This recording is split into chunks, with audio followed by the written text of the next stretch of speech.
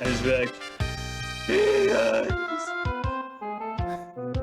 There's the beginning. Episode 12. What's going on? Damn it. Yep. Made you walk right into that one. Yeah, I guess I did. All right. Anyways, yeah, here we are, number 12. Are you sure it's 12? Yes, I'm positive. I looked. I finally care. I took one episode and I didn't care which one we were doing, but now I have gone back on that decision and I do care that we are on number 12 because that means that we've spent, give or take, 12 plus hours of our life just sitting here dicking around talking about video games. We all know that's a lot more. Yeah. This just happens to be the recorded part. Exactly. So, anyways, what you playing? Well, we didn't do a podcast not that long ago, so I haven't really been playing too much anything else. Like, I haven't really done too much on console other than trying a couple of other games here and there. I know I played it had that Street Fighter and other games sale, which we both bought Street Fighter. I sucked at that. He's talking about the flash sale that was on PlayStation Network over this past weekend. Yeah. They had actually some pretty decent deals for a couple of games. We actually, my fiance and I, we purchased Super Street Fighter 2, the HD remake. It was $2. I really couldn't say no to that. And we purchased Tekken 1 and Tekken 2. Ooh. Yeah. Those are great to look at on giant high-definition TVs. You know, You can see the definition of all the squares. you know, though, it's part of it was just the nostalgia, you know, and plus the fact All that of we it only was paid like nostalgia. All of it was the nostalgia. You might as well just admit it. It's not like you guys sat there and was like, well, it really does have some really great gameplay and a really in-depth storyline that we have to go back and visit. No, it was all nostalgia.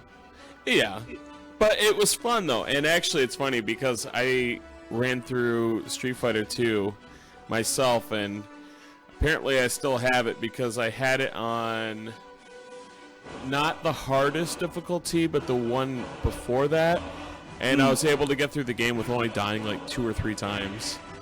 Yeah, Vega kicked my ass, but I was like, fucking hell.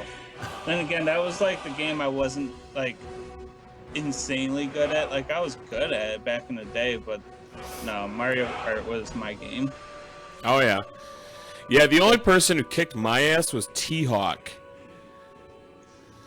Yeah, he's fucking cheap. Fuck T-Hawk. You're right.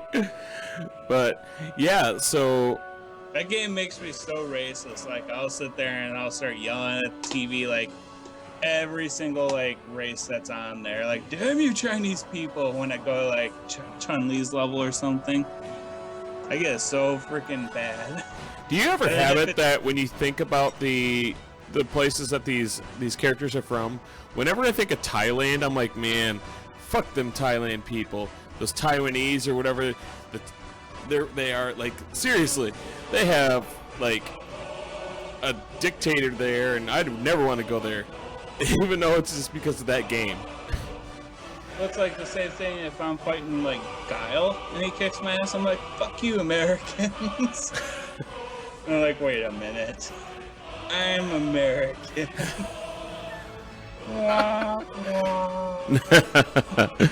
So, I don't know if you've really looked at it right now. There's a lot of cool sales going on. I did. I had, for whatever reason, I decided on a random whim that I was going to go to PlayStation's website to look at the store. Oh wait, I was going to look up the Metal Gear games just to see how much they would be to buy them digitally. And when I went there, it was like, oh wait, there's a sales section. I clicked on it, and it gave 3 different choices, and one of them was for ArcSys, which is, it's kind of like a lesser known game developer company. But they had like a ton of games that I was like, oh shit, I really want these. So of course that made me curious, and that's when I went to sales for all games. I was like, oh damn. So I saw that everything was on sale. Yeah, it's not just PlayStation, even I guess Xbox. They have on Xbox One, well, Xbox Live, they have also a ton of sales going on right now. Like just out of nowhere, all these crazy sales are happening. It just it's all about that competition. Right. Now, I just want to throw a quick plug in because I am a pretty big Telltale fan now. I after playing a few of their games, I have to say they've got to be one of my favorite companies now. Like for real, they put out some really good games, and for having as many projects as they have going on, it's like, okay, most companies, like, they get bogged down, but man, they're just putting out solid games. But in any case, on both Xbox and PlayStation, you can get the Telltale collections right now for just dirt cheap, like $55 for The Walking Dead Season 1 and 2, Wolf Among Us, Borderlands with the Season Pass, Game of Thrones with the Season Pass.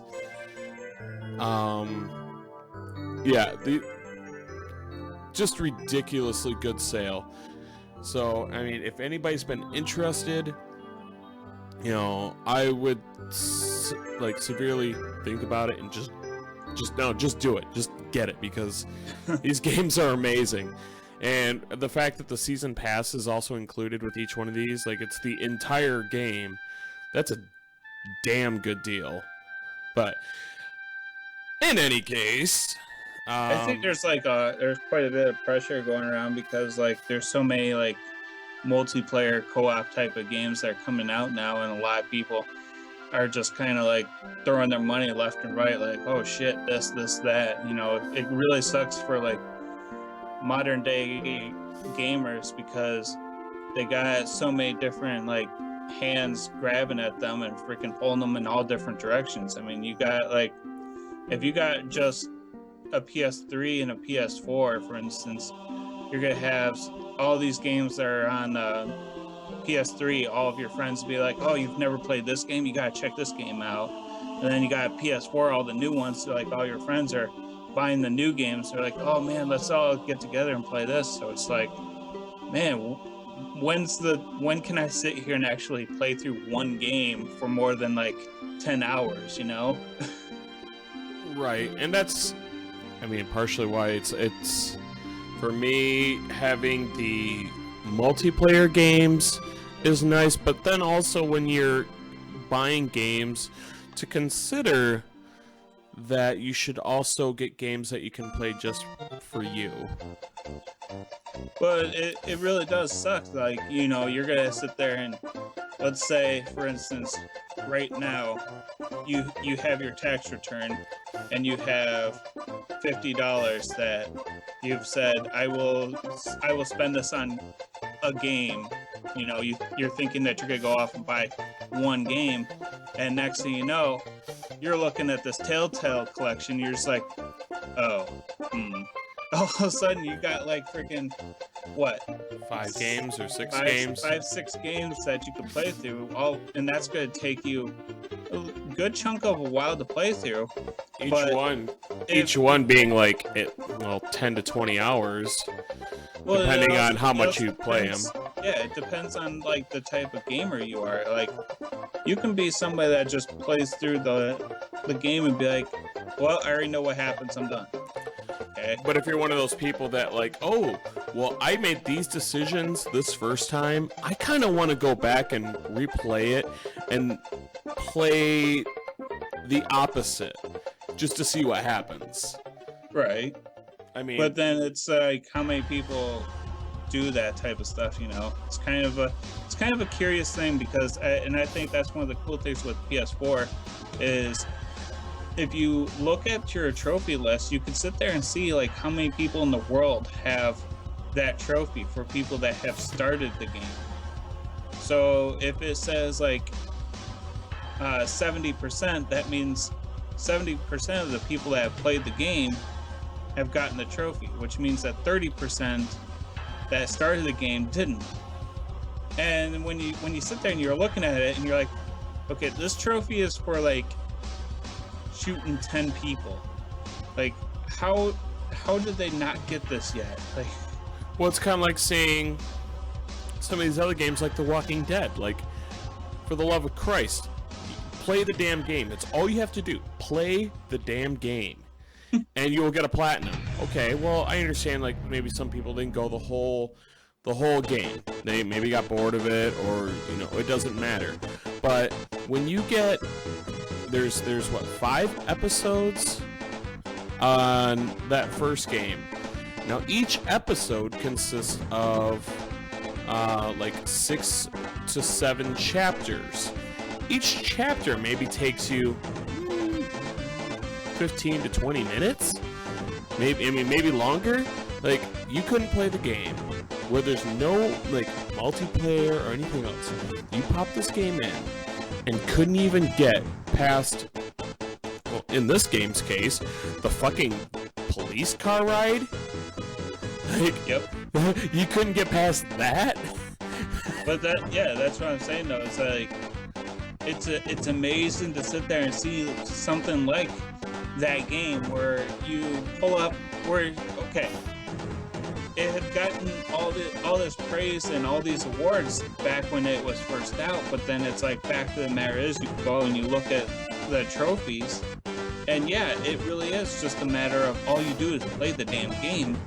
But out of like all the people that played it, there's quite a huge chunk that have never even beat the damn game. It's like, how are we giving this game of the year when they haven't even finished the game yet? Yeah, it's really interesting to me, you know, like, if there's 1 million people that have started it, there's at least like 250,000 that have never even finished it. I don't know how either. Like, I know that you're not a huge fan of it, but man, like that first Walking Dead game was just so good. You know, and it's super easy. I mean, there's only a couple parts in that game where you have to be like, you know, oh, you have to hit this button or hit that button. But it's not like you have, like, a corrupt senator who all of a sudden turns into a crazy end boss. You know, it's... Shh! Spoilers. The game's been out for a while. I don't think that it's a spoiler if it's already been out for a couple of years. That's besides the point. But in any case, you know, The Walking Dead is a super easy game to play through. And because of how good it is, and it doesn't take very long, I don't know, I don't get it, I guess maybe. And maybe I'm just, I don't know, prejudice, or not prejudice, what's the word I'm looking for? Maybe you're just getting old. Yeah. I don't know. I feel like this game is so damn good, and if you start it, I don't know how you can't finish it because of how good it is. Yeah, well, there's just so many different games that are out there that people get distracted. There's different games, different hobbies, and it's, you know, they sit there and they throw different things out at you, and your attention is going to be brought to other stuff. Like, case in point, I've beaten Persona 3 so many times already. I have way over 500 hours put into it. 500 hours, anybody could beat that game.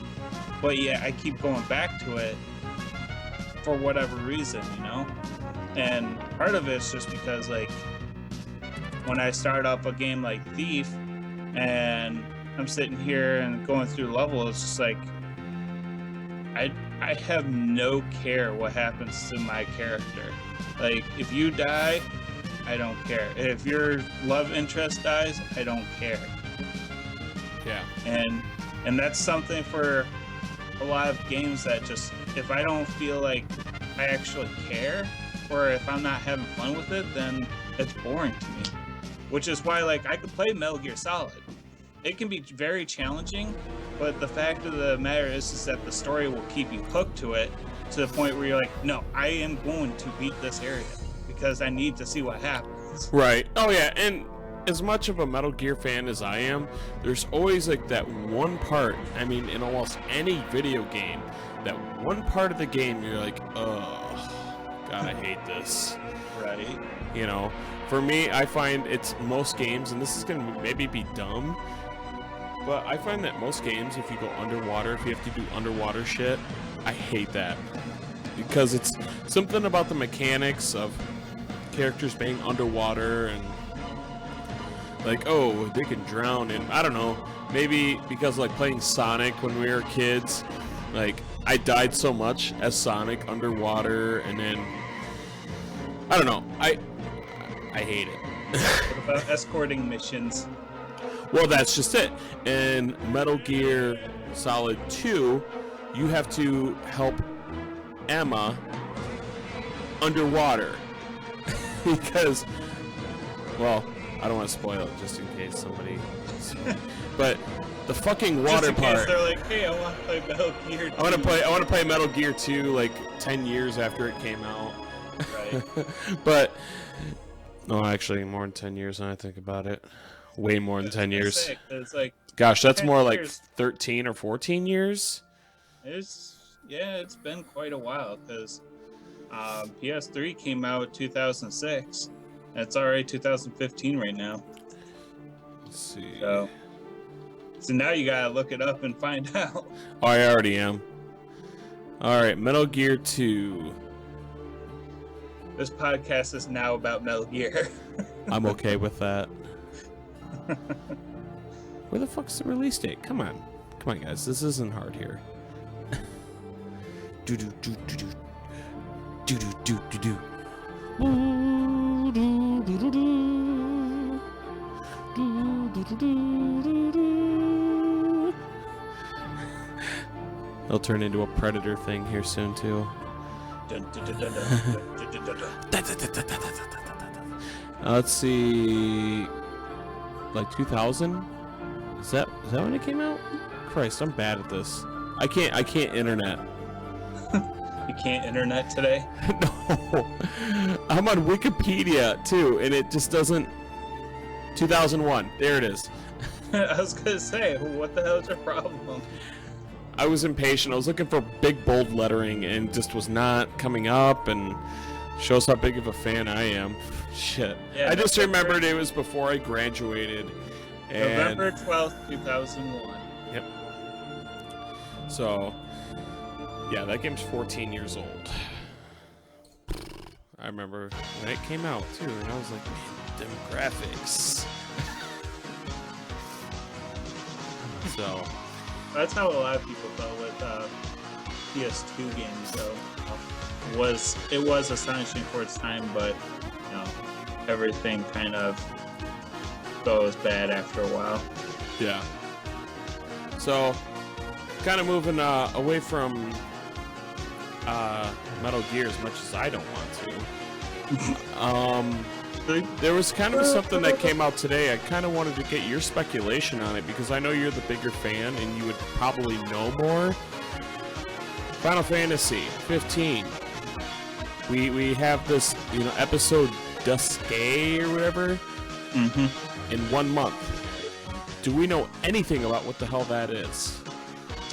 I believe it's beforehand they have done it where it's like a prequel, where it'll help you lead up to the events of the game, like kind of help you understand like the severity of the issues at hand, what's going on in the world. Like Final Fantasy 13 actually had one as well. But is this a game or is it a video? But it was I know for Final Fantasy 13, it was a book. So I'm not too sure about 15. Because of the fact that like as much as I've been a huge fan of Final Fantasy, I feel as though, like, as a fan, I've been kind of like stabbed in the back for it, because of the fact that they don't listen to the fans, so it's kind of annoying. But according to this, the upcoming Final Fantasy 15 demo, subtitled Episode Desuke, will be available to play on PlayStation 4 and Xbox One from the day that accompanying game Final Fantasy Typo HD goes on sale.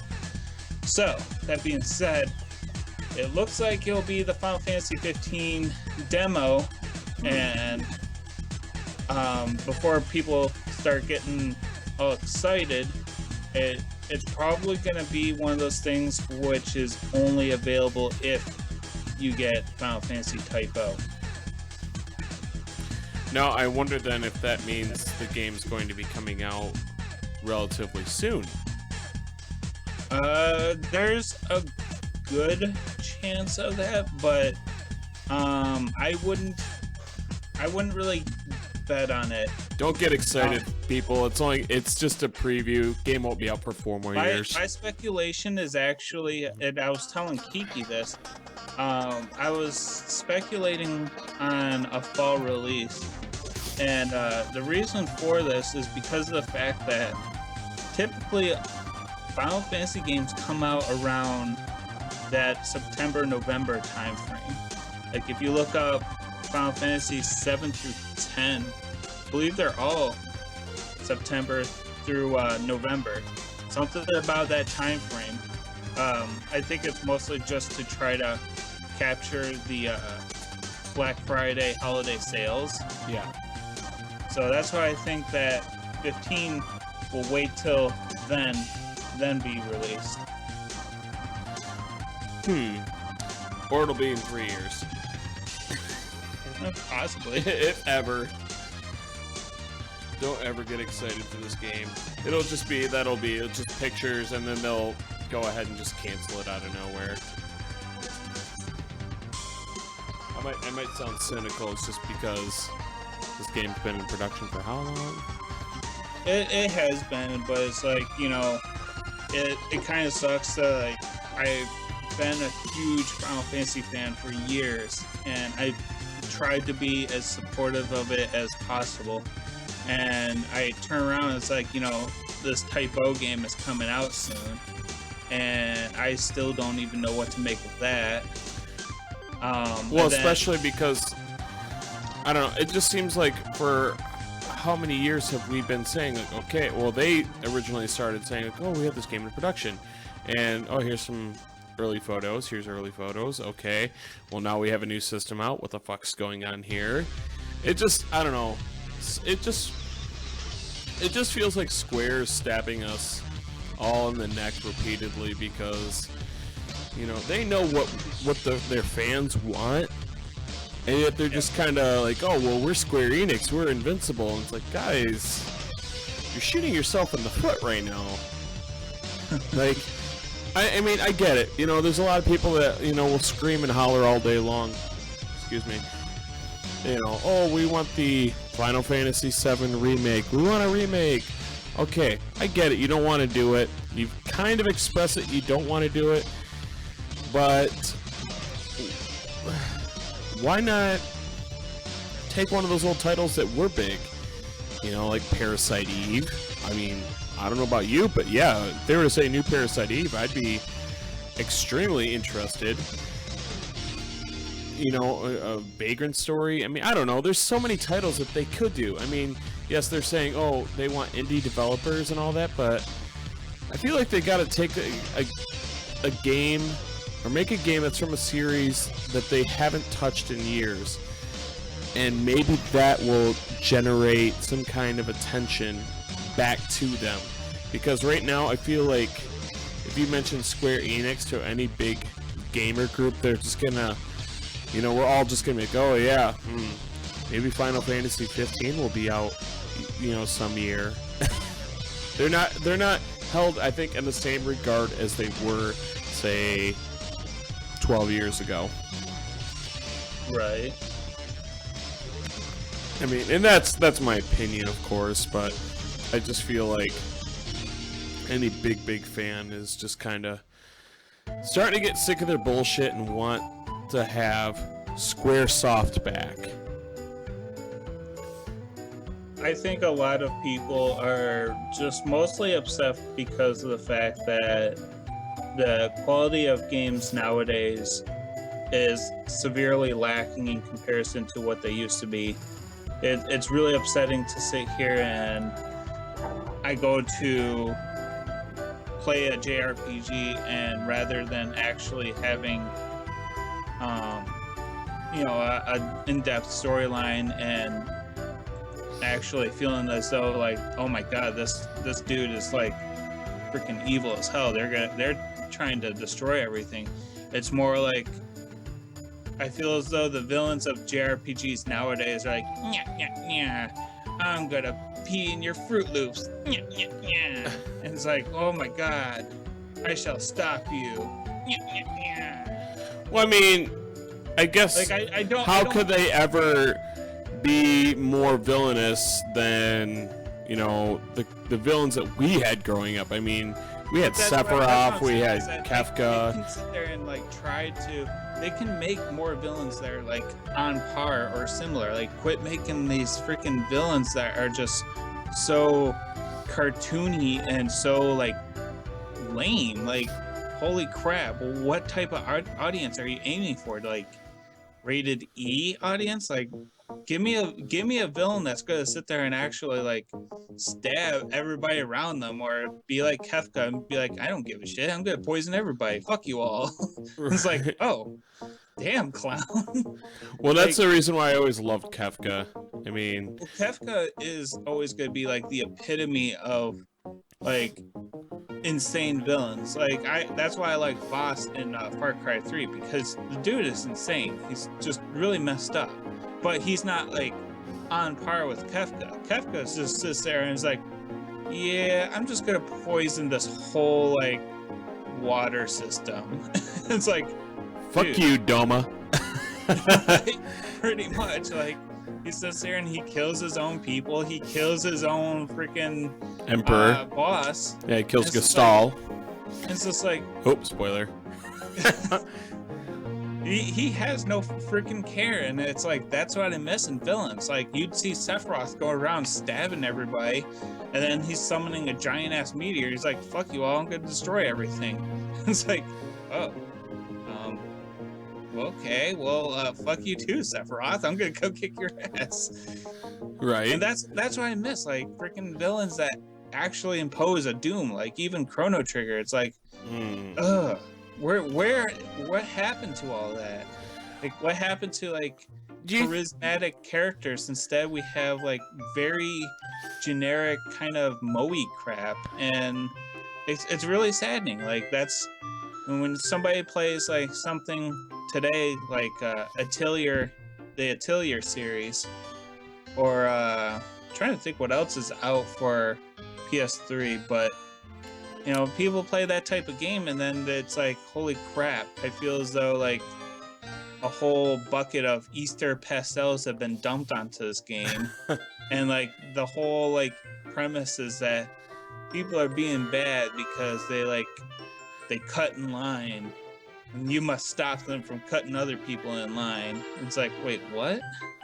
It's stupid shit like that, and I really don't like it. Which is why like the RPG market's kind of nowadays, it's so like weird. Like, you have people that are going off to do more of the WRPGs, which is stuff like Skyrim, because the fact that they're still getting their type of storyline to it, but it's just overall you still have your D&D type of feel to it.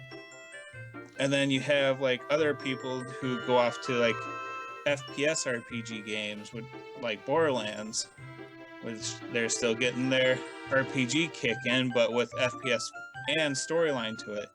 But ooh, like, I'm surprised you didn't BioShock. Wow. Like JRPG, it's a very like limited, obscure market nowadays. Like, unfortunately, you have to have like a very, very open mind, as well as you have to like really look for the exclusive titles that are going to be like on Vita or 3DS, because they're not going to be on PS4. Right. You might see like one, maybe two on PS3 or PS4, but for the most part, it's like all on handhelds because it's less of a risk. Right.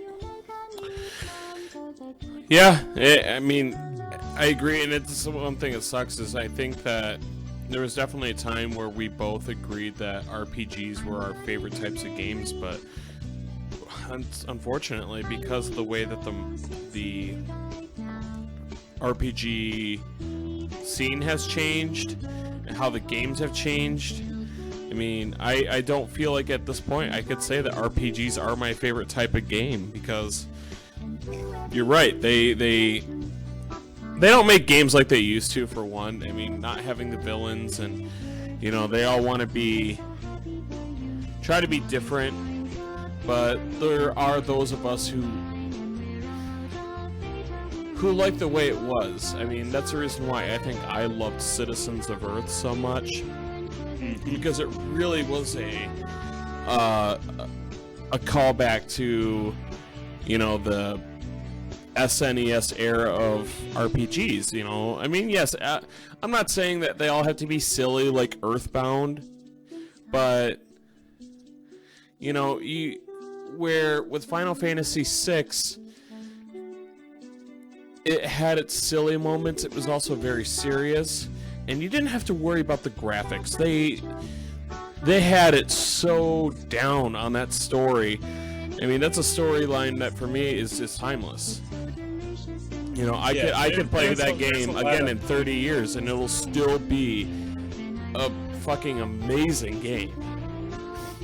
Right, I totally agree. Like, I could sit there and I could replay it, and it seems like it's always something of like rediscovery, you know, like when you sit there and you do the quest with the girl that's still writing letters to her loved one, and then you find out about what's really going on. It's just like that never gets old. I've seen that I don't know how many times, every single time. It's just like, this is so emotional. This is so awesome. Well, it's no different than taking Locke and, you know, having the whole thing with Rachel. Like, right. Oh, ow. that tugs on your heartstrings. Existed within my heart. Man, you could be like the toughest guy in the WWE, and still, like, that comes up and you're like, oh no. Strongest guy? You mean like the Miz? No. So, before we started, I'm surprised we haven't even had much WWE rants on here yet. Well, I mean, I really liked what they did on Raw this week with having Daniel Bryan and Roman Reigns kind of beating the shit out of each other. That was really cool. The whole thing with Sting was kind of neat with Triple H. You know, I'm excited to see how that kind of transpires. My fiance, we were talking about, because this Sunday is Fastlane, and we both agree that we feel like the Fastlane pay-per-view is going to be authority heavy wins. I feel like they're really not going to have any of the favorites win at this. They're going to save that for next month for WrestleMania. Yeah. Yeah, that's next month, right? Yeah. Fastlane is next weekend. No, WrestleMania. That's next month, right? Yeah. I think so.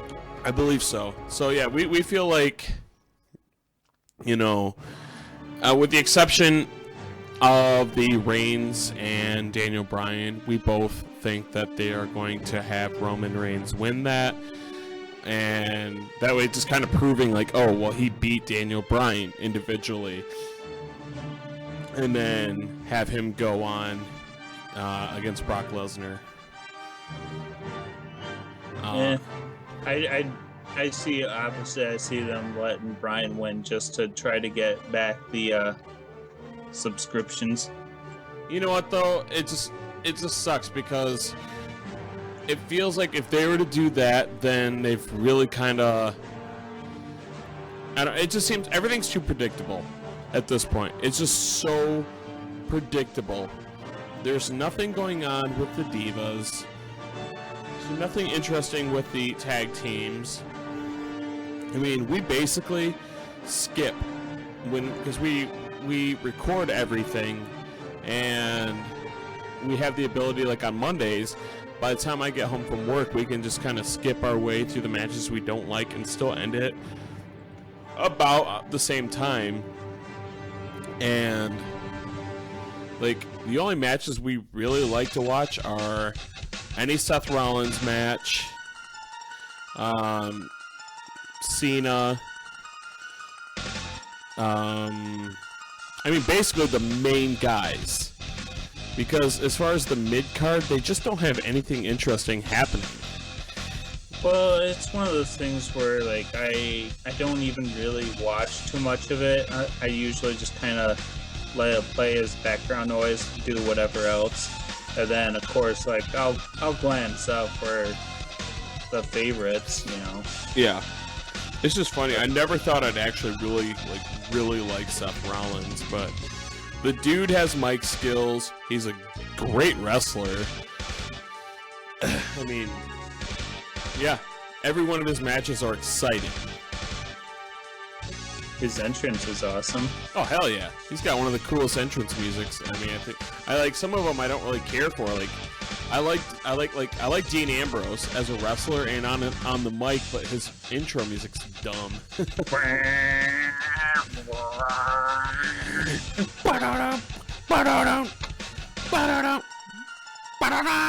It's just dumb.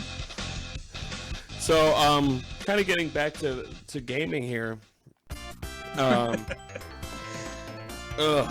wanted to kind of talk about something that we both agree has been annoying us, and I feel like most of the people I've talked to kind of share the same opinion, except for a couple, and that's Nintendo. Yeah, new Nintendo. Today I saw what you posted. I don't know how old the news is, but they were talking about the Amiibos, releasing them as cards now.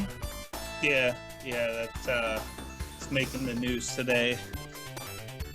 Now, I don't know. I think that's kind of shitty for the people that actually care, because if anybody has been living under a rock, a gaming rock, and don't know, there's the Amiibos, which are neat little figurines that you can buy, and you can like scan them on a Wii U, the little tablet thing, and you can program them into it so that these things, they like study how you play. For instance,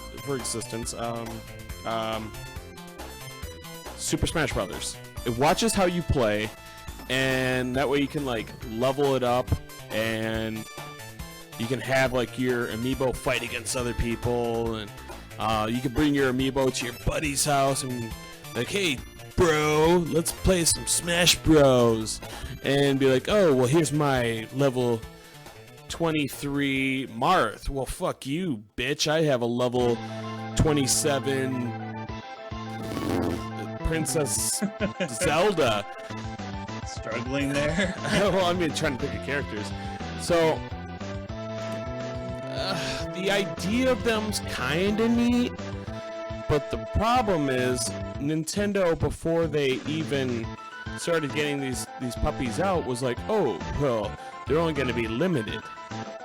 Yep. So, these things come out, and you have these jackasses who will go to the local, Toys R Us or wherever, buy them out, because they're like $14, or 12 to 14. Actually, true story.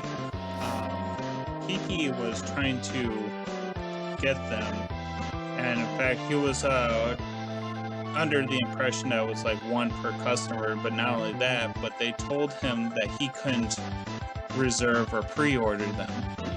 Well, sure enough, we go up to GameStop, and number one, they tell us that, hey, you actually can reserve them.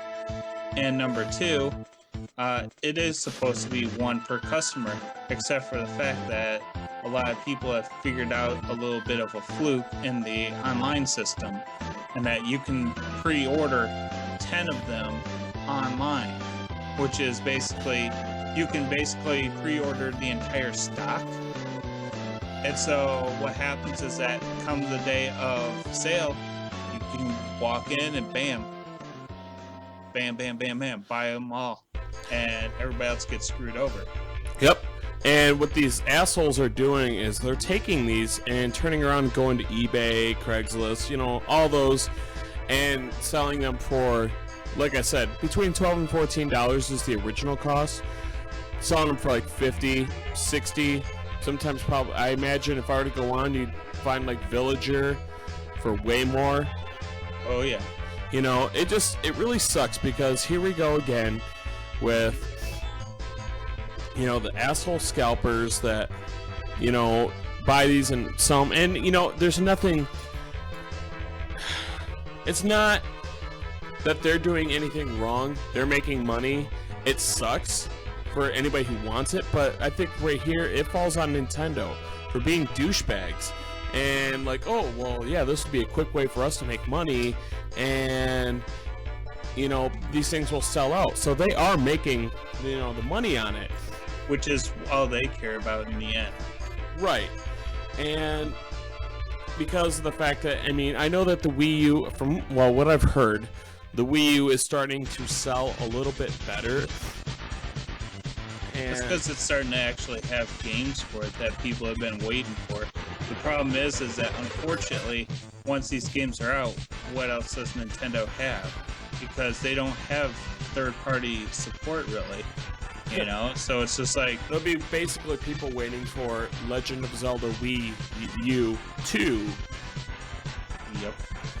You know, and I was originally going to buy a Wii U a couple months ago. That was like my plan. But then I decided, no, I'm just, you know, there's PlayStation games that I really would like to get, and you know, the cost of buying a Wii U, the system, and then having to get extra controllers for my family, and then finally getting these games, and I was like, oh, nah, I'll just kind of hold off. And it just sucks because, like, growing up, yes, I do love Mario games. I love, you know, I like playing Legend of Zelda games. I love Smash Brothers. But I just don't want to get the system. And so I feel like Nintendo could really profit at this point if they were to say, you know what, let's just drop out of the console thing. You know, you can still get beautiful graphics out of, you know, Sony and Xbox. Why not just kind of drop out of it and start making games for those systems? You know, you can still do everything else. All you have to do is make the games, and I really truly feel that they would have profit. I think they, one of the games that really needs to go back to being on PlayStation is something like Monster Hunter. Or Bayonetta.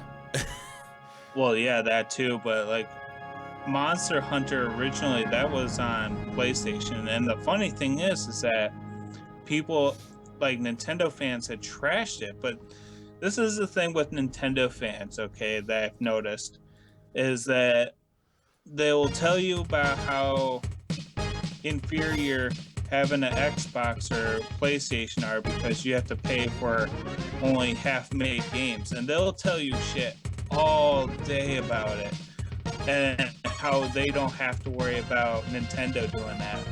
But the moment that Nintendo starts doing this, oh, well, here's our game, and now here's the DLC that you have to pay for, they just like wholly, completely different opinion, like praise Nintendo, they're giving us this, and it's like, that's still paid DLC.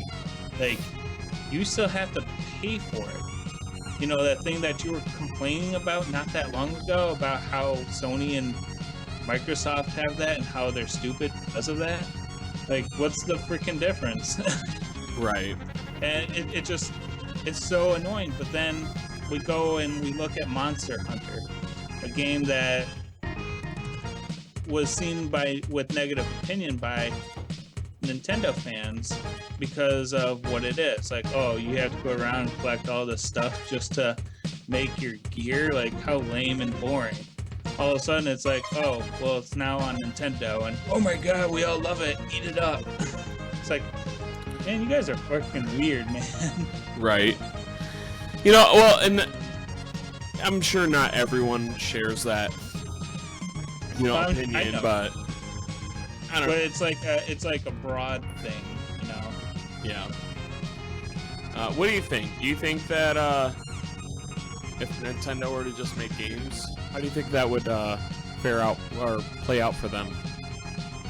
Oh, it's kind of an iffy thing because it really depends on how they would handle that. Because unfortunately, while it would be awesome, it also kind of wouldn't really work because of the fact that Nintendo has the strong family audience. But they could still make games like just how they are. Like, and just imagine what they could do. Like, let's say for shits and giggles. Okay, how many companies will make games for Nintendo and Xbox? Quite a bit. What I'm saying though is that like a lot of people are more they're more easy to jump at getting a Nintendo system for their kids than say, you know, a game for Xbox or PlayStation. Yeah. Well, I feel like they could still make a handheld because they do well with their handhelds. But as far as the main console, stick with the, you know, make games, make games. And oh my god, like Smash Brothers now versus Smash Brothers in the future, if they were to ever do something like this, where they, you know, merge and they just make the games, they could take, oh, well, for Xbox, you can have the Master Chief on this as an exclusive, but or if you get this with, you know, PlayStation, you can have Crash Bandicoot. I mean, just as an example. Dude, that game would blow up with as many characters as there are in the Sony and Xbox, you know, gaming communities. Oh my god, that game would be like even better.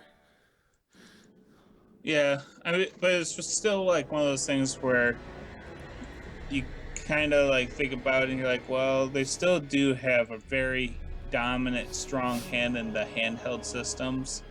So it's like they're definitely not going to be merging or going into helping Sony or Microsoft for quite a while because of the fact that they're still doing pretty decent because they have the handhelds at least. Right.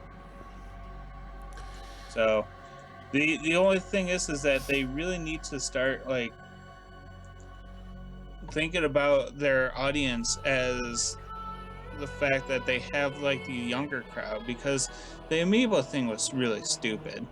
You know, they sat there and before they had them out, they're already telling people like, oh, this is the limited thing.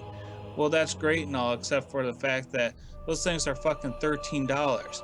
Now, I don't know about anybody else, but as a kid, I remember you and I struggling just to freaking make $5 just to buy a fucking X-Men toy. Right. And I can't even imagine, like, you know, a kid nowadays, like, oh, I'm trying to get $13. You'd be looking at the kid like, you know what I have to do to get $13? I have to work freaking 2 hours at a job. You want to work 2 hours at a job? Come on, you're going to work with me. I had to mow the lawn like 3 times for that shit. You'd have to like put your kid in a factory for like 2 hours, and then you'd be like, there, now you can go get your damn amiibo. Oh wait, taxes, bitch. And all of a sudden you just take all their money. So it really is a bummer because it's like all these kids that probably want to have those random amiibos, they can't get them because they got some freaking dude that's coming up and like, no, I want it because I'm gonna sell it on eBay for $60. Fuck you, kid. This is reality. It's like, dude, seriously? Like, come on now. That's bullshit. Like, case in point, what if Garrett was sitting here and wanting to get an amiibo, and all of a sudden you see like this freaking giant ass dude coming in there, and he's buying all these freaking Rosalina or Princess Toadstool. He's buying all these, and all of a sudden Garrett's like, "Oh, I don't get one." He'd just be like, "What the?" Right, exactly. Yeah, it sucks, man. Like that's the thing that really sucks about the internet and all that, because yeah, there are those people that will go and they'll do that and then turn around and sell it for way more because, well, I make a $50 profit off of this, and there's going to be someone that will pay it. I mean, look at Kiki. He's got, a really nice collection of amiibos. Corey from Game Genies, like he's got a couple amiibos, but for him it's Disney Infinity. Like he's got a ton of those figures, and it's like, man, some of these people, like, they really like these cool collections, and so they might look at it like, oh man, I really wanted this one figure and I can't buy it in stores. Shit, I guess I have to kind of drop the extra bucks if I want to get this one. Yeah, it's very, very sad but true. It's cutthroat. So it is. Like, I've just not been fond of Nintendo and their business model with that. Same thing with the Majora's Mask for 3DS. They sat there, and the moment that they're available for pre-order, bam, they're sold out instantly. So somebody like Kiki, who was at work at the time, he couldn't get it because it was already sold out. Pretty much as soon as they started taking pre-orders, bam. Sorry, dude. You're right. It's all gone.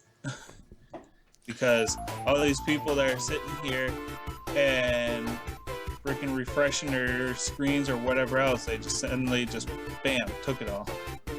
That really sucks. Like, I'd be very pissed off if they did that for Persona 5, where all of a sudden pre-orders are available, all of a sudden bam, all the special editions are taken because some random dudes are already sitting there waiting to take them all. Yeah. No, that's one thing I guess I'm kind of glad I'm not into that kind of stuff, just because then at least I wouldn't have to like, oh, well, here's this cool Solid Snake thing. Oh, well, shit. Just because I was 2 minutes late logging on this, I can't get it because all these dickweeds. Oh, we'll have to pay an extra $30? Yeah, I'm glad I'm not into that. Yeah, it's, it's very awesome to own it and all, but it can be really hard, It's like, you gotta sit there and be good with your timing, and you gotta sit there and have the money for it too. Right. That's always a freaking giant ass pain in the butt, is when you sit there and you see some of these special editions, and it's like, yeah, I would get that, except for the fact that I would need to saw part of my leg for it. Right. Well, that's the thing that sucks about being a gamer, man. It ain't cheap. At the end of the day, when you think about your collection and what kind of money you have to put into being a gamer, it's just as expensive as many other things. So, you got to use your money wisely. So, one of the things I like to sit there and joke around with is the fact that in high school they should have taught people that don't be into nerdy things because you'll never have money. Oh my god, it's so true. Awesome. Very sad but true. Yeah. All right. Well, let's go ahead and I think close this one out, and hopefully we'll go ahead and get another podcast up here pretty soon, and I'll try to get this up so everyone can listen to it and laugh at us because we're idiots and be mad at us. Well, let me kind of throw out there for anybody who does listen to this. Let me ask you your opinions. What do you guys think as far as Nintendo? You know, do you agree with their business model? If so, why? Like, explain what is it about Nintendo that you really like, and if you could change anything, would there be anything? You know, give us your thoughts. So, all right, well, we will talk to you guys later. Later.